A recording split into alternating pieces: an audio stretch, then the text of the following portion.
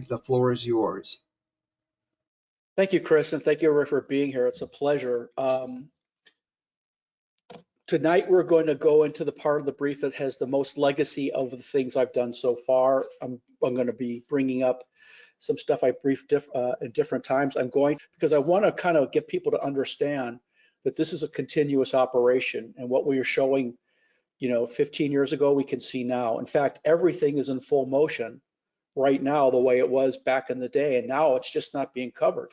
And in fact, we know that the government and Google, for example, are shutting people off for even discussing Islam, jihad, and all that, just like was done a long time ago.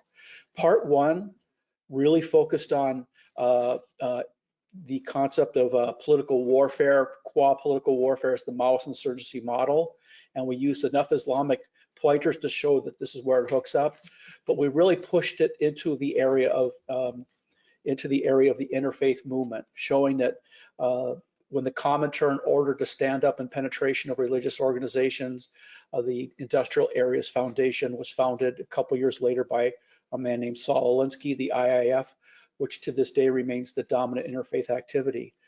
I put off, except to put in reference, that Marxism is heavily grounded in, and we're going to make a strong argument, is based almost completely on Hegel, and all the academic rhetoric about Marx being Hegel upside down and all that stuff is just a churning discussion, and such that you are better off knowing nothing about Marx, but knowing Hegel and its relationship to what we call the Platonic nightmare.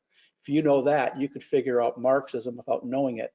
But if you know Marxism and don't understand the dialectic, you know nothing. And in that regard, what we discussed last week was the quote from the Chinese colonels from Unrestricted Warfare. We're going to see that quote again today as a kind of a catch-up. And in that, what I want people to understand is when they said we're going to wage political warfare against America, and they would never figure out what we're arguing is what they're not going to figure out, what they are institutionally incapable of figuring out, as they said, is the dialectic. Not the dialectic as a clutch, but as it really operates. And in that regard, just to emphasize from last week, Hegel never said thesis, antithesis, synthesis. And while a lot of examples work that way, that formula is to Hegel what third grade arithmetic is to differential equation at the graduate level. And it's at understanding the dialectic at the level we're talking about, the level at which it is a hermetic form, that is a Platonic form that can be taken all the way back to Plato's Timaeus. That's one of those books on Plato that's never written. So with that, what I want to do is get going and get into these slides and presentations. It's kind of the one where I basically show that what's involved in the interfaith movement that the Islamic movement wanted to join was the interfaith movement is about putting religions into a contradiction, that if they exist and operate in a contradiction, they will cancel each other out. With that, we'll go and grab the presentation part two. So in this part two, what I want to do is focus on the Marxist Islamic axis interfaith, and we'll have a little bit of both. And you're going to notice, and it is intentional, that there's going to be ongoing overlap, because I think part of showing the relationship is underlining the fact that these things are interoperable and integrated, and they function that way. So here I have a quote from Carlos the Jackal. Only a coalition of Marxism and Islamists can destroy the United States. And we got that translated out of a book that was written, I think, in Portuguese when it was floating around in Brazil. I do believe that's where we got it from. So here's our famous Platonic nightmare. Sometime in May, I'm going to actually build the linchpin piece to that to show exactly what we mean, and that you can understand everything you're seeing by way of various elements of Plato's dialogues. And what he basically points out is that this sophist fabricated fictitious reality, the existential realm of man, could be taken over by pseudo-realities whose fictitious nature threatens to become indiscernible, is truly depressing thought. It's the Platonic nightmare. The general public is being reduced to a state where people are not only unable to find out about the truth, but also unable to even search for the truth because they are satisfied with deception and trickery and have determined their convictions. From there, all I want to do is go and point out, we don't have the same number of slides from last week because this is just a review, okay, is that is the formula by which demoralization campaigns are waged and subversion. And this is exactly what he says. If we start from here and go right to the beginning point, the first stage of subversion, the process which is basically called demoralization. So the moment you bring a country to the point of total demoralization, when nothing works anymore and you're not sure that it's right or wrong, good or bad, where there are no divisions between good and evil, what they're basically saying, including in churches, what he is pointing out is that that is Islamic, that is the Islamic, that is Marxism copying the Platonic nightmare that Hegel institutionalized as an attack mechanism. And of course, here we have unrestricted warfare, where the Chinese colonels flat out said, they just flat out said that our national security apparatus doesn't get this. And 25 years later, plus or minus, we are being brought down by this, brought down to our knees on this. And yet we still, if I bring up certain elements of what they're talking about, once we get off the standard national security briefing template and just run through them, okay, you just literally could see their eyes glaze over in this glazed terror look. But what you also get is they are not going to go there. Our side will not go there. And because that is true, and unless we change that, okay, we're going to lose this country. So here is Lenin again, basically saying that the dialectic is the theory. Where I emphasize it, the text emphasizes it. This is such an important point. The dialectic is the theory of knowledge of Hegel and Marxism. This is the aspect of the matter, is not an aspect, but the essence of the matter. So it's really important to understand that when Lenin wrote these notes, he did them 18 months before he was put on a train. This is how much he studied this stuff. That's why I have volume 38 there. It's all of his philosophical studies. And of course, when you see the word essence, that goes to certain terms in classical Greek philosophy that are, let's just say, $100 words. I just kind of wanted to throw this in because when we were still briefing in the Pentagon, we had a former Undersecretary of Defense for Intelligence, USDI, a former Inspector General of the Inspector General actual of the DOD, the head of the DIA and the CIA, point out that when we briefed them, we brought them information they didn't know that nobody else brought them. So, I mean, we do have a track record here. And I also take this from, I kind of want people to think about where we are today in political warfare.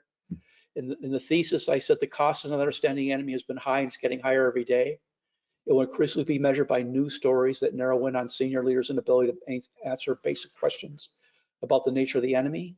And it will also manifest itself in official responses to terrorist attacks that become progressively less reality-based, unless they're real in the sense that they're a 180-degree denial of an event. And I will argue that we're there, and we should take account of that. And I would also point out that political correctness, which is transitioned now to the hate speech narratives in the manner in which we characterize political correctness that transitions to hate speech in a political warfare paradigm. Political correctness is not only cause for losing a war, it can actually be the strategy. And in fact, it is the political warfare strategy. Total control of narratives. And with that review, what I'd like to do is bring up a book called The Quranic Concept of War by a man named a brigadier general in the Pakistani army at the time called S.K. Malik. And it's got a foreword, a glowing foreword by the chief of staff of the army, a man named Zia al-Haq, who then became the head of state, declared officially that Pakistan was an Islamic republic. Why is it important to point out some certain things that you might take for granted? Brigadier General S.K. Malik could have written this book and had it approved and not had this title. But the fact that it is officially approved with this title means not just that it's the title of the book, but it is accepted as a matter of policy in Islamic countries, Pakistan, for example, that this is the Quranic concept of war. So what do they say in the Quranic concept of war? Terror struck into the hearts of the enemies is not only a means, as an end in itself. Once a condition of terror into the opponent's heart is obtained, Hardly anything is left to be achieved. It is the point where the means and end meet and merge. Terror is not a means of imposing decisions upon the enemy. It is the decision we wish to impose upon him. It's kind of like Marx's statement that the people must be made to be afraid of themselves. So what is it that they say is the basis of the Quranic concept of war? It's these four quotes from the Quran. And I would like to point out in red the word terror is associated with each one of them. And so anybody who says that terror isn't a part of the Islamic concept of war is wrong. And they're wrong as a matter of fact. So what is it? What do we have? I just should point out that if it's from the Quran, it is the uncreated word of God. Now, except for the finger of God writing the commandments in Exodus, everything else in the Bible is like the Hadith. A prophet, a leader wrote something. And so it's very important that when Muslims talk about the status of the Quran as the uncreated word of God, it means it is perfect in its statement and cannot be changed. And breaking from that is a direct disobedience to God, and it's called shirk. And I think that if people understand that if you were Muslim and you really believe this, you really would think that there should be harsh punishments for people who violated this. So what did Allah say? I am with you, give firmness to the believers. I will instill terror into the hearts of the unbelievers. So we will cast terror into the hearts of the unbelievers. And those are the people of the book who aided them. This was the Bani Qurayza, a Jewish tribe inhabiting an oasis. Allah did cast them down from their strongholds and cast terror in their hearts, so that some you slew, all adult males, and some you made prisoners, the women and the children, and you made prisoner, and you made heirs of, and you made you heirs of their lands and their houses and their goods, and of a land which you had not frequented before. And Allah has power over all things. Do you think it's really hard to extrapolate from that? That means Islam, by direct divine revelation, condones and demands offensive warfare for the purpose of conquest to bring the banner of Islam to the world? Because I think you could read it that way, and I don't think it's a stretch. And I don't think Al-Qaeda is stretching it when they say it. And you don't have any Islamic law to say they're wrong. So finally, and this is going to be the key quote we're going to kind of use a couple times. Let not the believers think to get the better of the godly. They will never frustrate them. Against them, make ready the strength of your utmost of your power, including steeds of war, to strike terror into the hearts of the enemies of Allah, and your enemies and others besides who you do not know, but Allah doth know. And from that, we go to the strategy of war. And what does the general say? Terror cannot be struck into the heart of an enemy by merely cutting its lines of communication, depriving its routes of withdrawal. It is basically related to the strength or weakness of the human soul, and goes on to talk about destruction of faith. Psychological dislocation is temporary. Spiritual dislocation is permanent. To instill terror into the hearts of the enemy, it is essential, in the ultimate analysis, to dislocate his faith. An invincible faith is immune to terror, and a weak faith offers inroads to terror. So has the West been neutered in this domain? The very idea that we cannot even talk on the sphere means we surrender the spiritual warfare battle space. And of course, we're led now by people who don't think there's any such thing. But you know, even if you can't get yourself to understand it, the very fact that you're fighting a foe who believes that, and very large parts of your population do too, the very fact that that is disallowed by the very operation of the mechanisms by which we prosecute war means that we haven't surrendered that space. I think in a certain respect, the people who do war planning at senior levels don't even understand in real terms that it exists. So what we have is the Ikhwan, and we're going to do a quick review on this because it's just kind of set the play for when we hit the full interfaith elements of this. So the Ikhwan is the Muslim Brotherhood.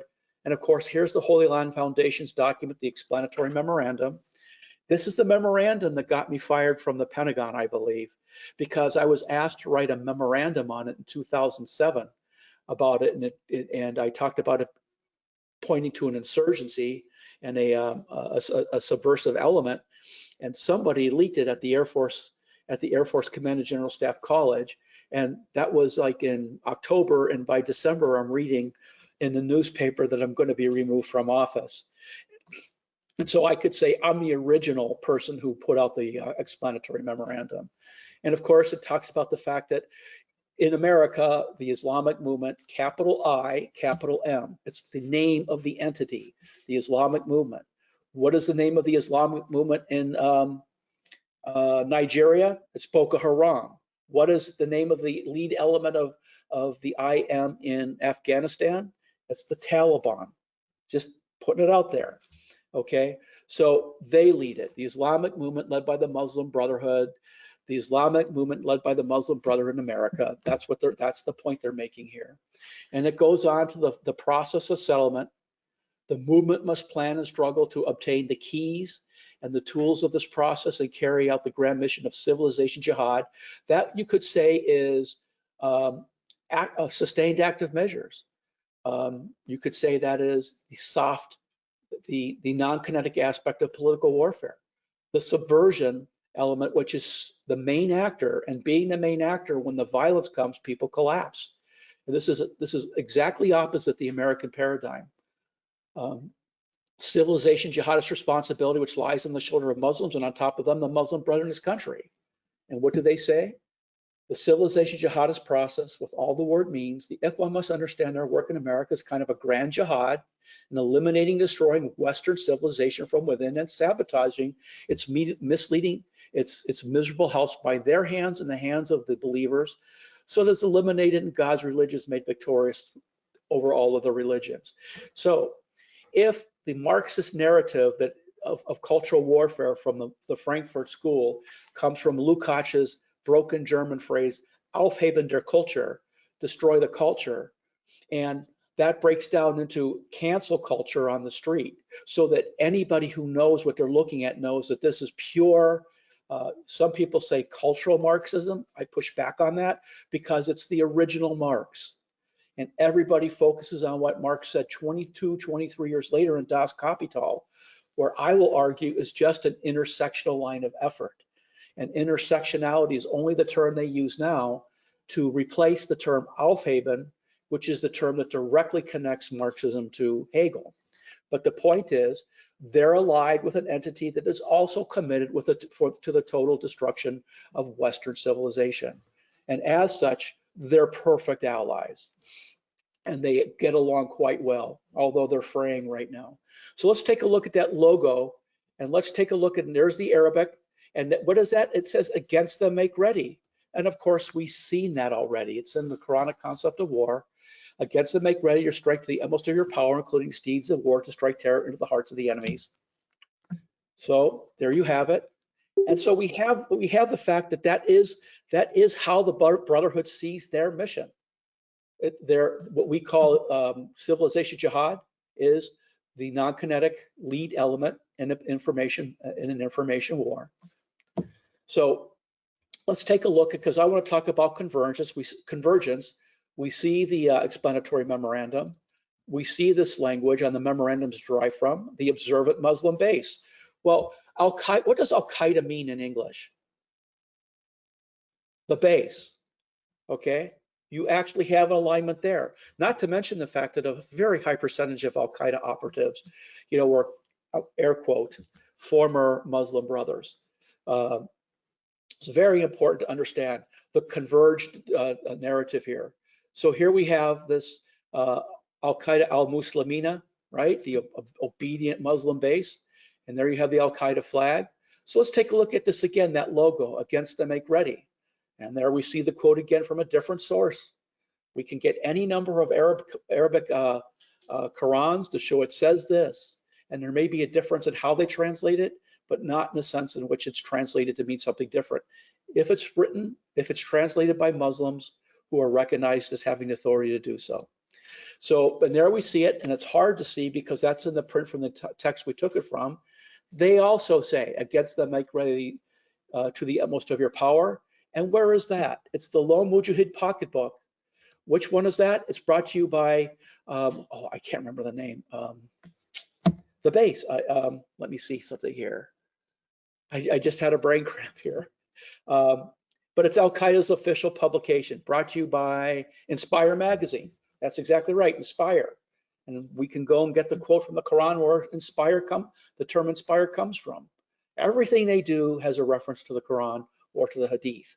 So as we look at this, we realize that in this volume, about a month before the Boston Marathon bombing, they put out a section called Build a Bomb in Your Mother's House. So you could take things from your house to build bombs. And this was the exact instructions on how to build a pressure cooker bomb, right? That's what we're seeing. So, and of course, the people who built those pressure bombs were very well associated with the Islamic Center of Boston. Just to finish up this recap, because I just want to use this to set up the nexus of the Islamic movement and why they could be very close allies with the far left, is because they have a joint vision of the world, which operates only after the West is completely destroyed. So, and I would argue that that really means, on top more than anything else, the destruction of a Judeo-Christian cultural ethic. And that has always been the prime target. So here we have the fact that this document was admitted into evidence of court of law.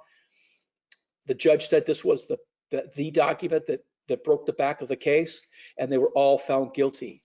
And as a part of that document, they identified who their membership were, and they were all the leadership of the Muslim Brotherhood back then. Of course, it wasn't CARE back then, it was the Islamic Association of Palestine, and it wasn't the, let me see here, it was the Muslims, no, it was the North American Islamic, I got it wrong again, yeah, let's see.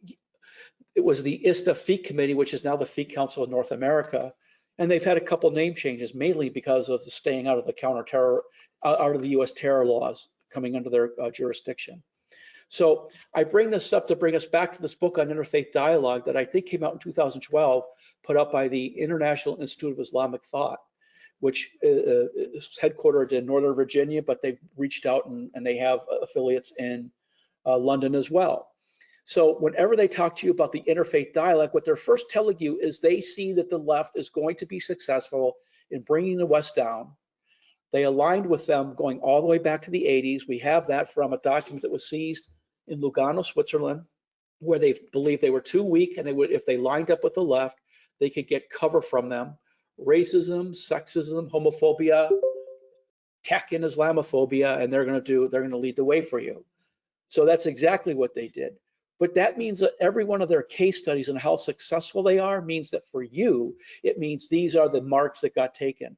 And I say marks, and I say that advisedly because I think you're on strong warning that the people who run these the interfaith movement, if they're not, useful idiots, and there are certainly them, the leaders are not, and the leaders in your church are not, and every major church or synagogue, anyone that has a footprint that touches policy has been penetrated. And that's just we can take exceptions on the margins, 90%, okay? And that, I just think that that's important. Here's an example of Islam being distributed in a Catholic church. And who wrote that? The Islamic Circle of North America for our Sunday visitor. And here's ISNA talking about their shoulder-to-shoulder campaign. Anytime you hear shoulder to shoulder, it equals an ISNA Islamic subversion campaign. Now, you know what? We're at the point where you can hear them say that and you can find no contacts with the Islamic movement. Why? Because it's converted and it's just now how people talk. Shoulder to shoulder is shoulder to shoulder with the Islamic movement, who is interested in penetrating churches for the purpose of subverting them. And this is exactly what Sayyid Qutb said back in 1966 as he was awaiting execution. He basically said, we only do interfaith to bring people over. The chasm between Islam and Jahiliyyah is great, and a bridge is not to be built across it so that the people on the two sides may mix with each other, but only that the people of Jahiliyyah, the non-believers, the decadent non-believers, may come over.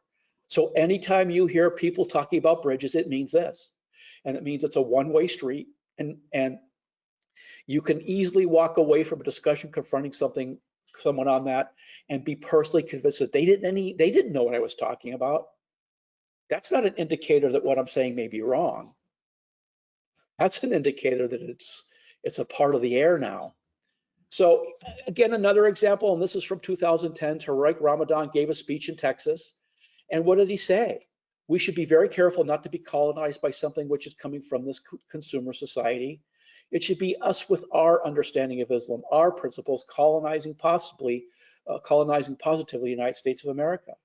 So for Ramadan and the Muslim Brotherhood, emigrant Muslims are here not to integrate. That's what the that's what the coexist bumper sticker means. They are here to make America Islamic. So let's just talk about apples and oranges.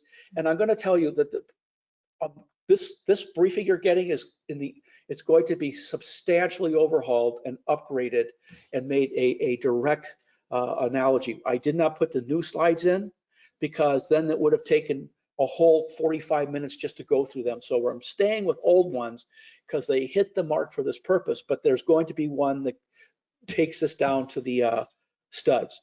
And it's going to, and I'm sorry, but if the enemy's main attack is in the information battle space, it means you just got to, sorry, I didn't say it. It means you just got to take the time to learn it. And I'm telling you, this will hurt your brain. And I'm also telling you, by the time you get it, it takes a long time to rewire to actually see it. So it really is about apples and oranges, and it's by our hands, by our hands. So I gave you a first run through this book last week, these things. When the Muslim Brotherhood talks about how they're going to engage in interfaith dialogue, they're using what they got from an interfaith outlet called BeliefNet, and they're relying on Swindler and Landau.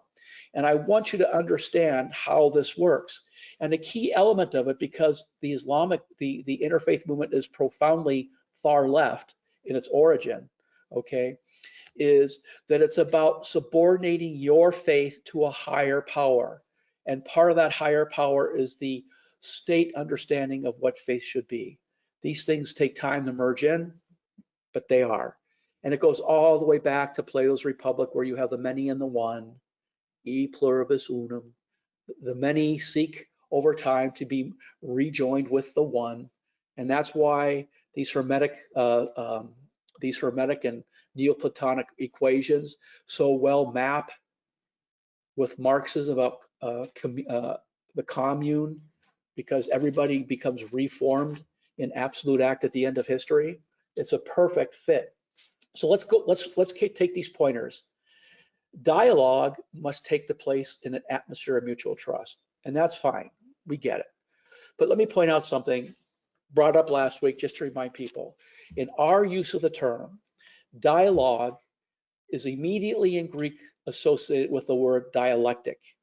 And in history, a dialogue is a dialectical event in a period of praxis. That's why Gramsci defined Marxism as the philosophy of praxis. And the whole presentation will be unrolling, will be called, its code name, like the Platonic Nightmare, is Dialogue in Praxis, or Dialogue Kai Praxis in Greek.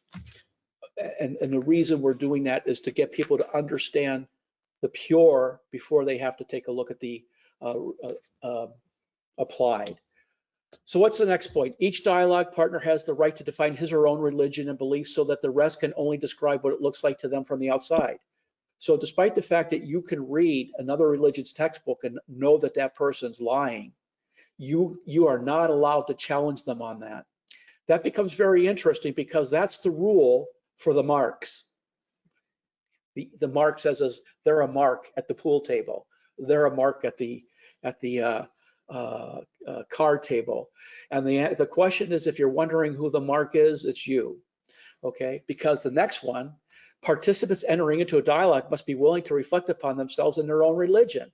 When you're getting pounded because someone's bringing up the failures of your religion, but you already obeying when you say you're not going to talk about their religion except how it looks on the outside. Practice fairness when speaking for or about other faiths, and speak in a way that people of that religion can affirm is accurate. Well, it's in the nature of things. A lot of people in this presentation may be secular, or they might be religious, but can talk outside the secular world. But as people orient on their faith, and especially as clergy involved in the interfaith movement, especially Jews and Christians, okay, if their faith is scriptural in basis and they have a view of the world that says we believe what we believe is true, then it means that they mean that to the exclusion of what the other religion believes. And so that puts a huge onus on those people who are now no longer to defend their belief by stating why it is they disagree with the other one. Practice fairness when speaking to or about other faiths. Oh, I just said that. Avoid misusing scripture, by which he means, this is Landau, that no one shall attempt to use one's own religion to dismiss another religion as invalid.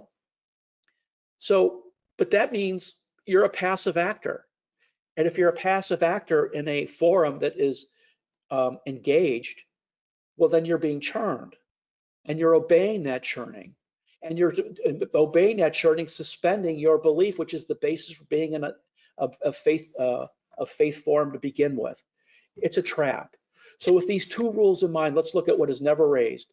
Each dialogue partner has the right to define his own religion and belief so that the rest can describe what it looks like to them from the outside, and practice fairness when speaking for about other faiths and speak in a way that the people can affirm is accurate. But what if you disagree and you don't want to say it's accurate? That's the question. So we're at this apples and oranges things, talking about what BeliefNet just said, and what I'll point out is it's a direct attack on reason. It is a logic attack. And here's where we're going to do this, and there's going to be a huge upgrade to this.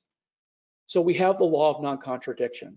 The law of non-contradiction, along with its complement, the law of the excluded middle, are correlates in the law of identity, the first principle of reason.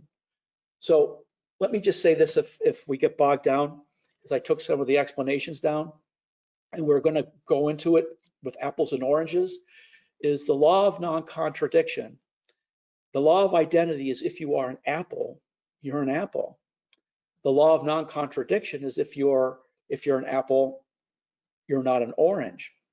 And the law of the excluded middle is if you are an apple, you're not an apple. Now, of course, if you disagree with that, your whole way of thinking, well, it's probably dialectical, okay? We'll have quotes of Aristotle making this argument, and we have quotes where Lenin specifically attacks Aristotle and saying that's not true. We have overcome the law of identity. Just to make it clear that that's what it is. So these attacks are an attack on your identity. Intersectionality is a total attack on your identity. One intersectional line of attack doesn't forbids you to say you're a man if you're a man.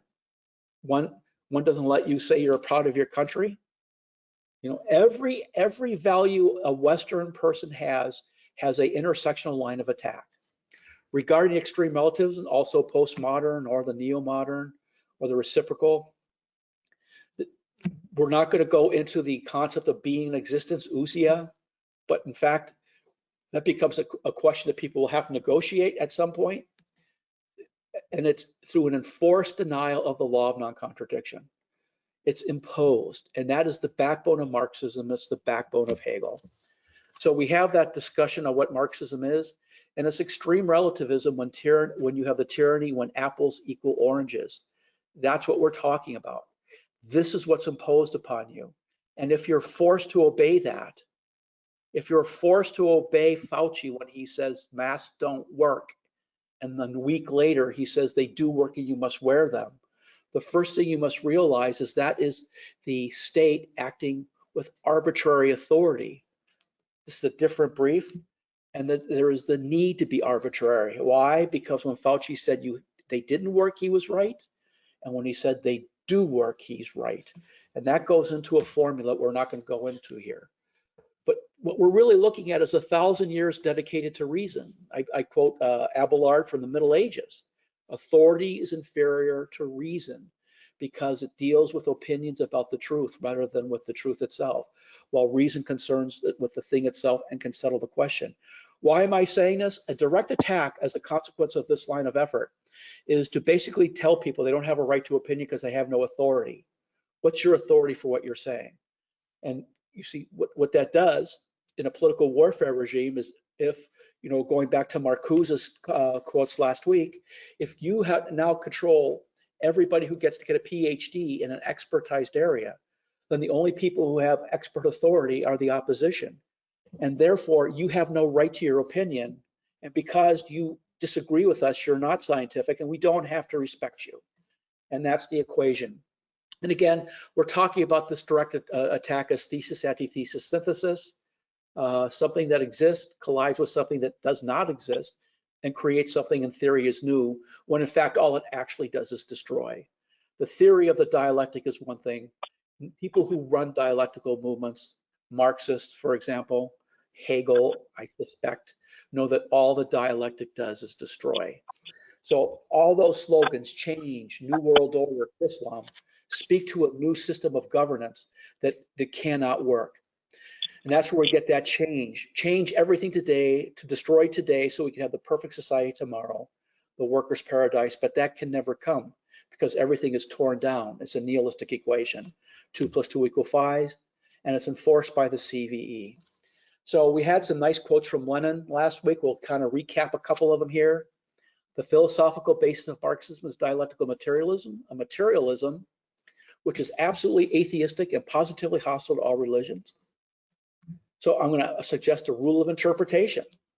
When you hear the word dialogue, think dialectic and understand that in your religious organization, they say they're having a dialogue, an interfaith dialogue, and you're not Islam and you're not a Marxist, you are the target.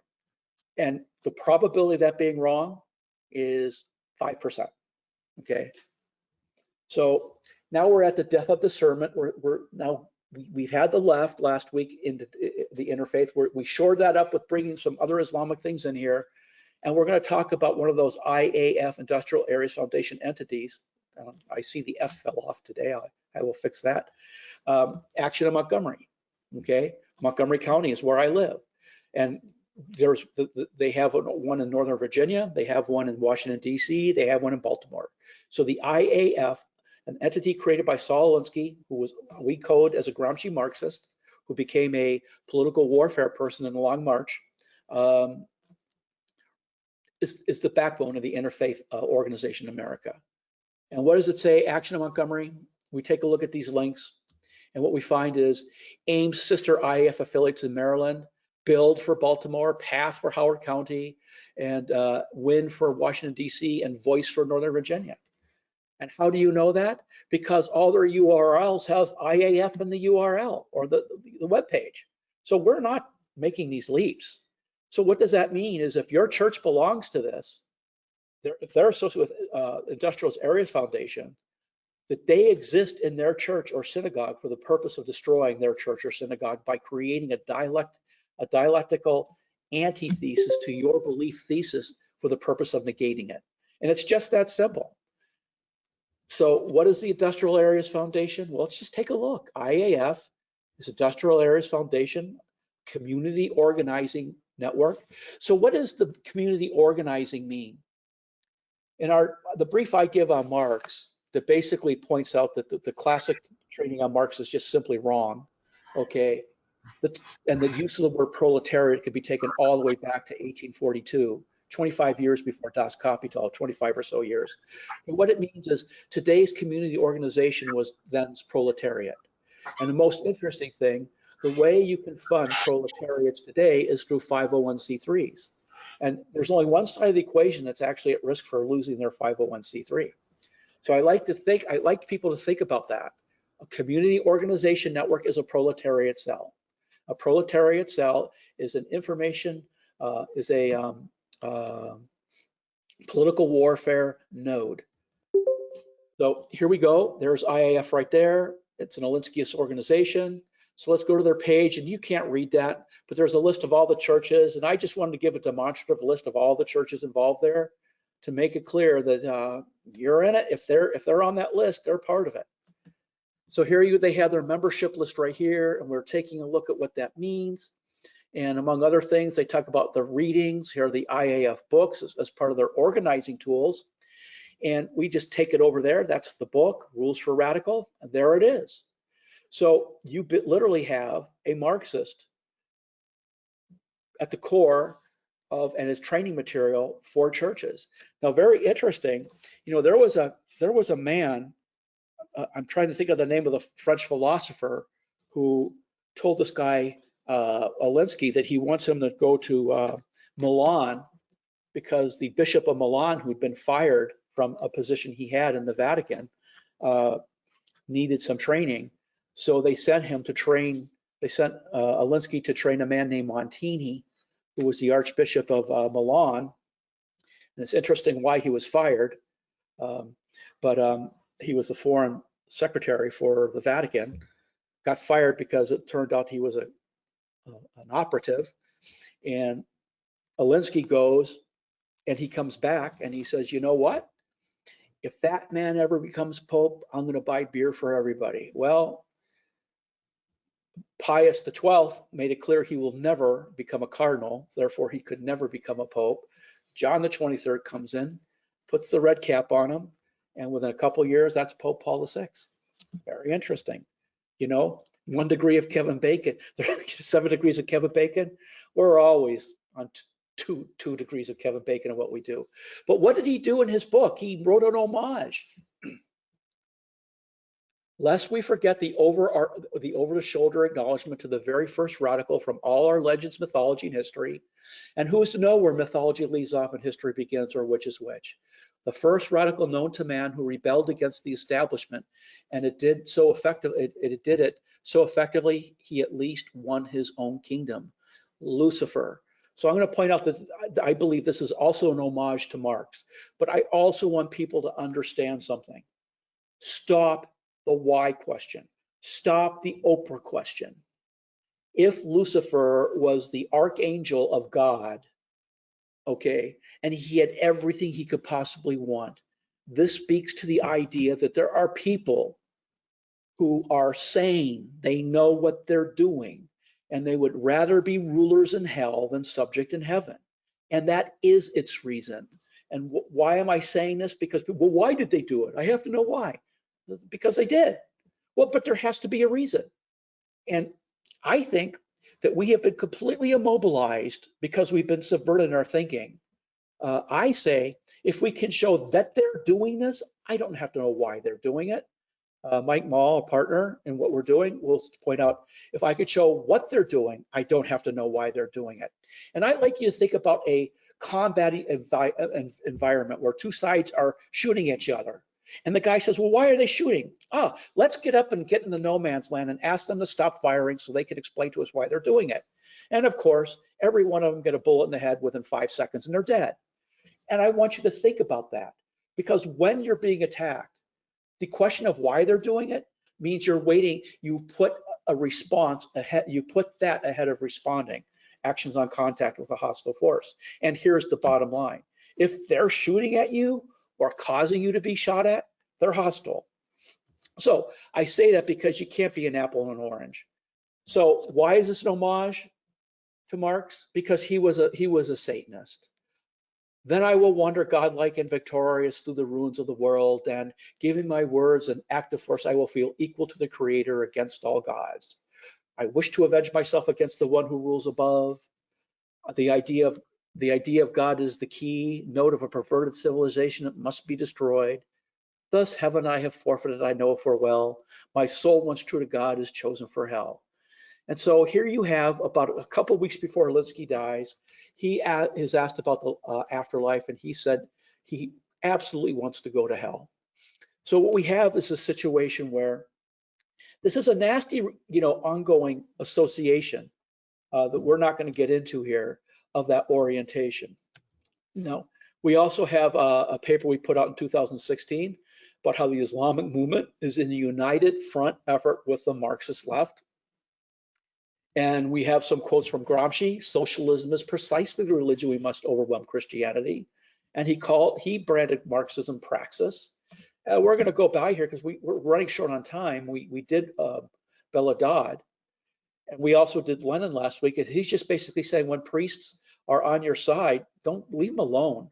We could take them down after the revolution, but not during the revolution. And by the way, while they're on our side, they're creating a contradiction. And a contradiction is what Muslims call an abrogation and what Marxists call a dialectical negation. But when the war is over, arrest the priests as the enemies and execute them without mercy. So that's what we have when we see these flags. right? This is what we're seeing. If they fly that flag, they are the antithesis to the church they belong to or the synagogue they belong to. And it's just that simple. And if you disagree, uncomplicate things, because it is just that simple. And complexity only goes to make it more complicated. And of course, here you have the Fabian socialist, and there you have the wolf in sheep's clothes as their not so hidden commitment to completely attack Christianity. And here you have Hegel talking about the state as God. So we're going to go back through here. I want you to think about this contradiction here. And now we go to some quotes that go first with the Old Testament and then the New. And I might go a minute or two over 45, but I think we'll get this done. It's on the conflict of gods, and are they substantive or superficial? Can you square this? And of course, what we're talking about is the interfaith movement exists to create an unbridgeable contradiction, the very participation in which means you're compromised. So to Moses, he has chosen from all the nations on the face of the earth to be a people particularly his own. You shall be my special possession. And what was revealed to Muhammad in the Quran? Amongst them we have placed enmity and hatred till the day of judgment. And what do we have in Hadith by both Bukhari and Muslim, the two most authoritative Hadith scholars? The Prophet said the hour of judgment will not come until the Muslims fight the Jews and kill them.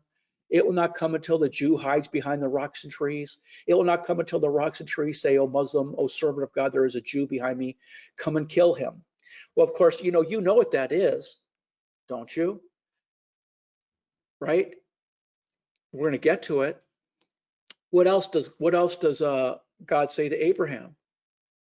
The pact with the Jews is an everlasting pact. Does not the New Testament in the book of Romans confirm this? It does, right? So there you have it. So arguably, this is something short of an everlasting pact. I wanted to go here. Here's the Hamas covenant. Now, all we need to do is take a look at what is Article 7 of the Hamas covenant. The day of judgment will come until the Muslims kill the Jews. So it's not called the Hamas Constitution. It's called a covenant because it's a covenant with God. And the covenant with God is a sworn oath to kill all the Jews, which first and foremost means Jews in Israel. And anytime you see some bubble-headed radical or confused non-Muslim on a campus hear them say, from the river to the ocean, and they don't know what it means their complete liquidation. Oh, and if you disagree, you're just dumb, really. So here you have all the organizations we can bring in on that. That's the Muslim Brotherhood, the main element. Today we could add the USCMO with as another lead element. Let's go back to a few quotes. Again, the Lord's messenger called on Abraham from heaven, I will bless you abundantly and make your descendants as countless as the stars in the sky and the sands of the seashore. What does it say in the Quran? We have rejected you, and there has arisen between us and you enmity and hatred forever. But what's not enmity and hatred forever is when Abraham said to his father, I will pray for forgiveness. It's still out. See how one doesn't equal the other? It just doesn't. So Jews believe these men to be Jewish prophets. Abraham, Isaac, Jacob, Job, Jonah, Aaron, Solomon, David, Moses. Christians do too. And Christians believe Jesus is the Son of God. But Muslims believe they are prophets. We have sent the inspiration as we sent it to Noah. And the message, I should have put Noah in there. We sent inspiration to Abraham, Ishmael, Isaac, and Solomon and David. We gave them psalms. Of some messengers we have already told the story, of others we have not. And Moses, Allah spoke direct, and we'll move on. The point here is they are saying that they were Muslim prophets. And anything in the Old Testament or the New Testament that contradicts that were priests and rabbis ginning up the books to hide it. So can Jews believe this and still be Jewish? And can Christians? And the answer is, that's a contradiction that can't be overcome. You cannot make the argument of one God, three Abrahamic faiths where you have in some way a different understanding of the nature of a same God, because one contradicts the other. So all the time you're participating in this, you're denying the basis of your faith.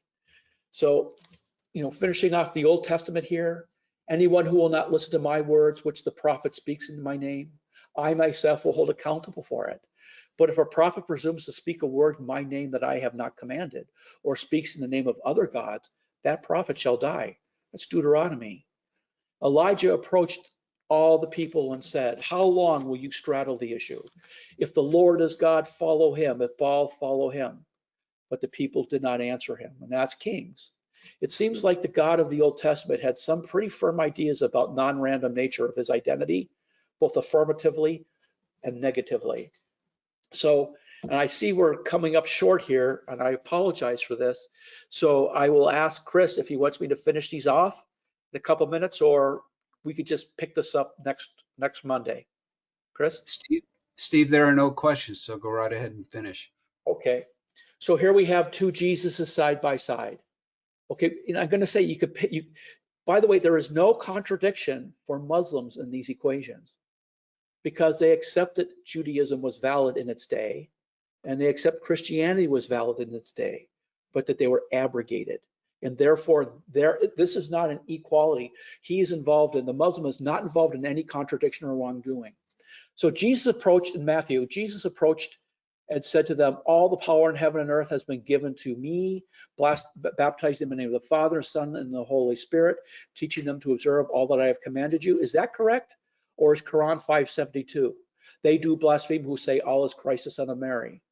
But said Christ, O children of Israel, worship Allah and my Lord and your Lords. Whoever joins others with gods, other gods with Allah, meaning Christ and the Holy Spirit with the Father, who other gods, Allah will forbid him the garden and the fire will be his abode. You know, if you really think about it, if you're a Muslim, really believe that these guys are going to hell anyhow, why do you feel, except for the purpose of bringing them over, why would you want to spend time with them? I mean, this is a question of us depreciating their faith. So the one doesn't equal the other. The grace of the Lord Jesus Christ and the love of God and the fellowship of the Holy Spirit be with you all. That's Corinthians. Second, they do blaspheme who say Allah is one of three in a Trinity. That's Quran verse 573.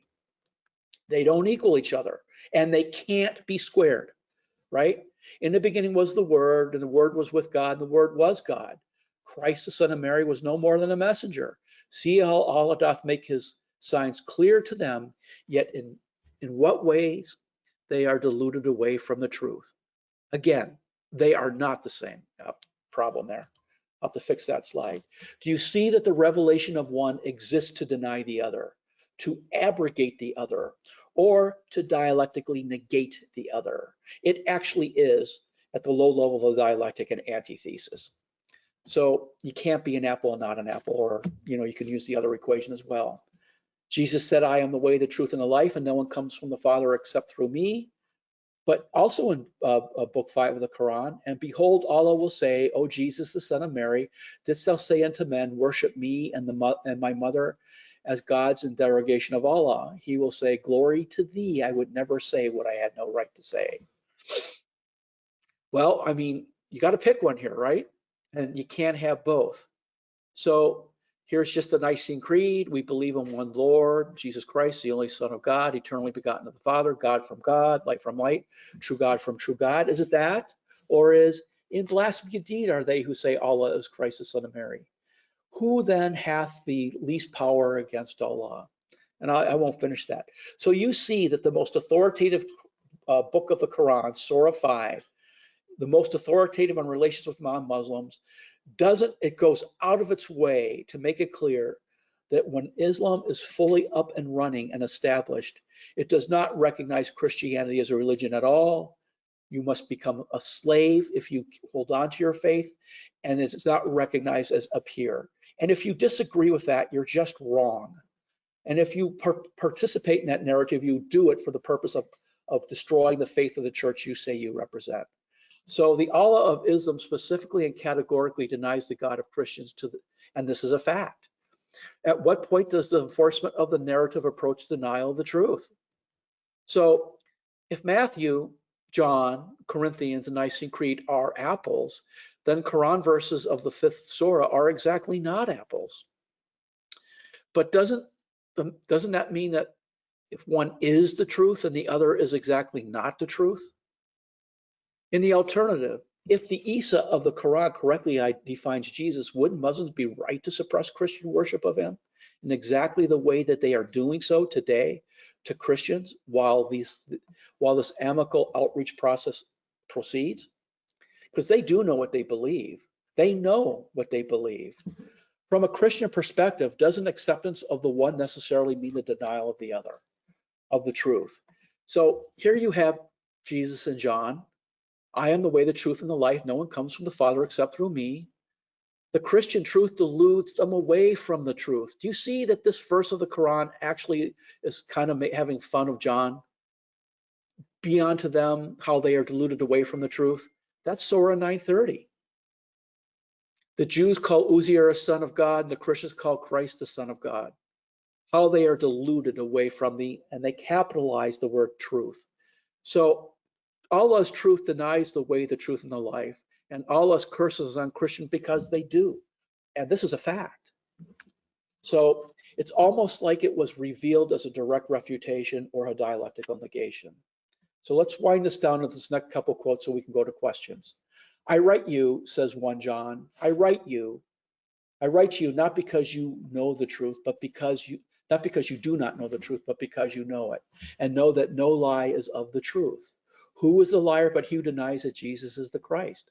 This is the Antichrist. He who denies the Father and the Son. No one who denies the Son has the Father. He who confesses the Son has the Father also. So I don't want people to think this presentation is like an apologetic presentation. We're bringing this up for the point of showing the contradictions involved. And why am I saying that? Because if you're a Christian and you're at some kind of function, there's other people there, and they're not all Christian, and there are people of other faith. You might pray to the Father. But if the cost of going into an interfaith meeting where you represent a religious group means you can never pray to the Father and Son and Holy Spirit, well, then you have just done that. You get a couple alibis, and there are certain situations where we'll let it go. But if that becomes the ongoing practice, that becomes a practice of passive apostasy. And that is the objective of the interfaith movement, and that's why the Muslim Brotherhood wants a part of it. So at what point does this stop being about the wolves and it starts being about the shepherds? The destruction of identity through enforcement of the dialectic against articles of faith. For modern faith communities, I am the good shepherd. The good shepherd lays down his life for the sheep. He who is a hireling and not a shepherd, whose own sheep are not, sees the wolf coming and leaves the sheep and flees. And the wolf snatches them and scatters them and flees because he is a hireling and cares not for the sheep. I am the good shepherd. I lay my life down for the sheep. So does this not only apply when it, does this now only apply when it doesn't interfere with the interfaith movement? So think about it like this. It says in John, I think, and we just have to remind people of this who are clergy. It actually says feed my sheep. It really doesn't say feed my sheep to the wolves. And the interfaith movement is designed to do that. And that's why the Muslim Brotherhood is a part of it. So I want people to know that Matthew made a point that you have to beware of false wolves. And the false wolf, the wolf in sheep's clothing, that would be exactly the motto of the Fabian Society, right? Can you see why the Brotherhood wants this? And with this, what I want to do is wrap it up, because these are just trailing off, showing that these rules for the Interfaith Dialogue are the fluffy-minded or main actors, intentional actors from a church or a synagogue, or slushy ones choosing to walk into a crucible. I saw a defense of the explanatory memorandum that goes something like this. Oh, that was just some low-level junior person. The musings of a junior staffer doesn't really mean anything. What is your response to that argument? I think that people should familiarize themselves with the document and its use in the Holy Land Foundation trial, leading with the fact that the judge said that it was admitted into evidence as a document of the leadership element of the Islamic movement of the Muslim Brotherhood in America, heavily Palestinian based. And it was the document used, as the judge himself said, that led to the conviction. So I would say that these people are directly engaged in disinformation, and they either know that or they don't know it, but they are. And if I could just add a piece to that, you are no less a disinformation agent because you're ignorant about what you're saying. And I think that people, There's the lies of omission and there's the lies of commission, or the other way around, if you will. And I don't think people should hold back when they start to recognize that people who are putting out disinformation may not know what they're talking about. It's every bit as effective. In fact, it's more effective because they'll give you the look of being truly offended because you check them. So to your answer, that's nonsense. And it's not just nonsense, it's jurisprudentially nonsense. It was admitted into a court of law for that basis. I'm working on a project right now that is focusing more heavily on the left to bring them up to synchronize them. Over here we have the big paper that was written called Re-Remembering the Misremembered Left. And I'm going to put a huge series of presentations out there. They're big. They'll be as big as the Islamic law briefs when they get done. But to your point, we are keeping track of everything going on in the Islamic community. We're very aware of what they're doing. We warned that October 7th was coming. By that, I don't mean the event of October 7th, but that they were scaling up for these events, and we provided the warning. And because the ground game of the Palestinian movement in any given place is predominantly Marxist. In this round, it's answer the Marxist group. We want to make sure we show that there's that integration. And in fact, in the West, the integration on an attack mechanism, Islamophobia, exactly interoperates with the term hate speech. That's the Marxist narrative. And from that, they can interoperate and show that there's no breakdown. To show that there's that flow that will constantly go back and forth. We're also really trying to get people to understand, and we're not having too much success.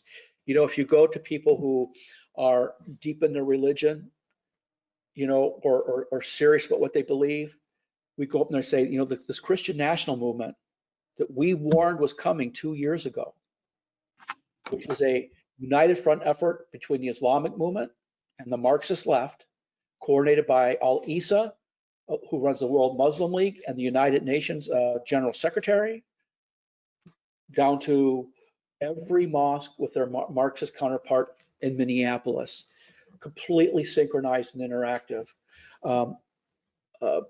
We can't get them to understand that the Christian National is an active measure.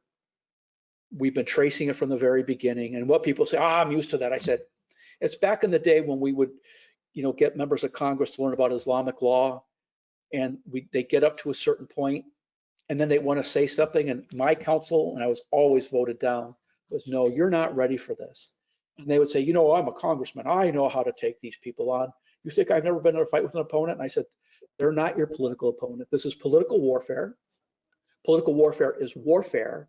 The non-kinetic is designed to support the kinetic and take you out. And almost every time these people came out and talked, they got their ass kicked, and they were gone. They got mauled. They didn't see what came. They realized they were in danger, and they just ran for cover, and they were gone. And so with this Christian nationalism narrative, you see the left attacking here, you see the Islamic movement coming there, and you see some players who some people in this group think are good people, and we have them positively bad. Not for this discussion here. We see that happening, and the people who were most concerned about, we've seen that before, and we're just stepping back. We see evangelicals, honest to God, that renewal thing. I have never seen more lemmings walk into a frying pan before they go over the cliff as these people. No matter what we tell them, they just respond in such a way that they just and dude, they're there to destroy you, and they have the means to do it, and they are operating, and you can't get them to go above something that's like 2 degrees above youth ministry conversations on politics. So to me, that if we're doing something concurrently, it's that following we basically identified what happened in Israel as a color revolution. It actually started in the summertime when Netanyahu, the left, tried to take him out of office. We think that the attack by Hamas into Israel was a furtherance of that. Witness the fact that the early reporting kept talking about certain things that the left wanted. Now, that doesn't mean that the left in Israel wanted what Hamas did. They certainly didn't. And I think that's causing a huge fracture between the Marxist left and the Islamic movement right now that we have no ability to influence because nobody wants to understand how these attacks work. Okay, but now you basically see the left coming into play where they're basically overrunning Netanyahu's security. It's a color revolution. In Egypt, it was heavy Islam, light Marxism. In other countries, it's heavy Marxism. You know, we were the purple revolution in 2020, right?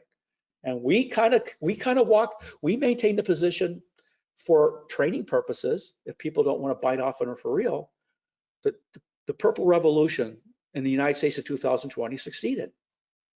And we can't get ourselves to understand that because we're trapped in desiccated American politics language from the 1980s. And if we swapped it out, if we analyzed what happened in the United States in 2020 like we did in a foreign country, nobody would be challenging anything we said. And so it's in that regard that you know, you're asking what we're doing. We're having to deploy our resources as we're also briefing, and we do some stuff quietly. We're actually really busy right now, but you know, we do these presentations. I do think that, like when I do the Islamic law briefs, there are certain ones I am not going to update because I want people to see, here's what we briefed in 2005.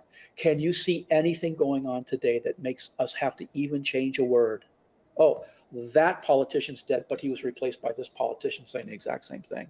Because I want people to understand that this is not a here. This is a permanent push, and in the West, it's dialectical, and we even now have the Muslim Brotherhood using the term intersectionality in their attacks. We actually are going to make a huge effort to make simple things, and I think that we do put simple things out like that.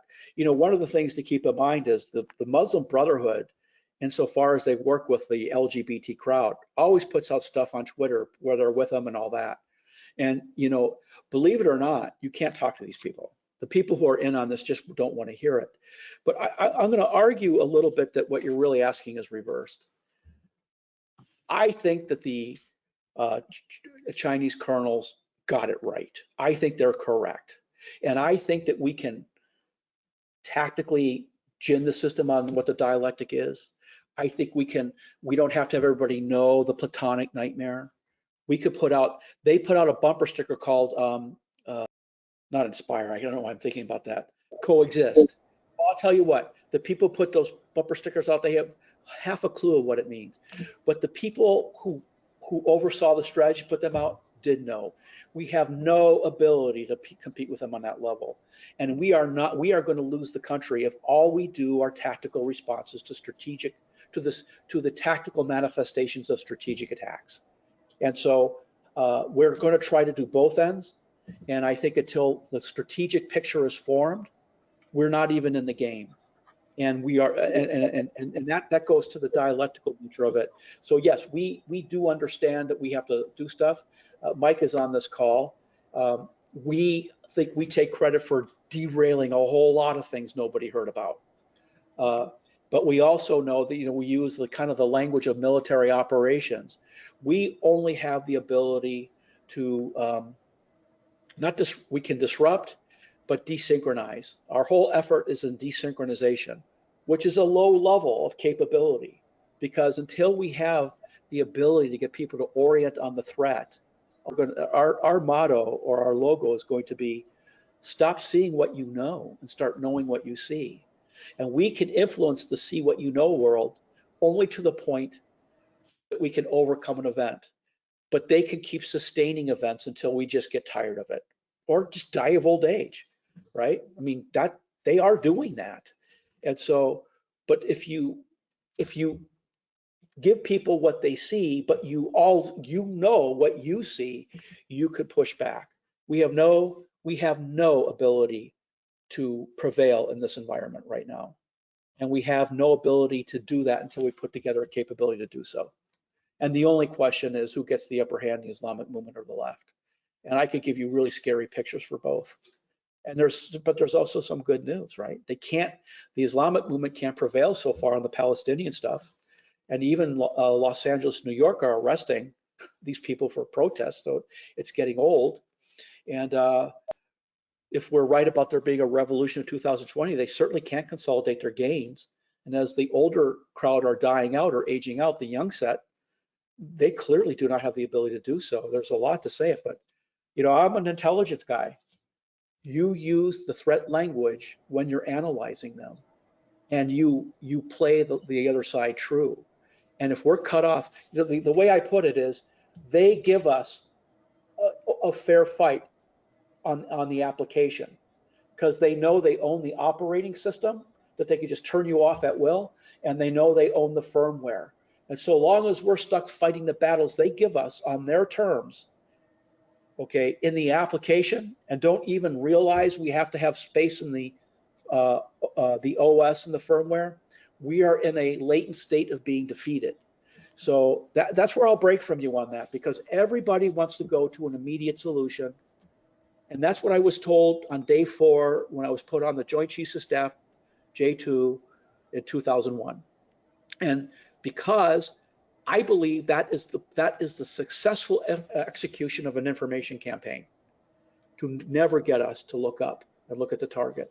And that's that whole presentation I gave last week, where I talked about the dialectical airplane giving away to the circle brief. Okay, great presentation. Thank you, Steve.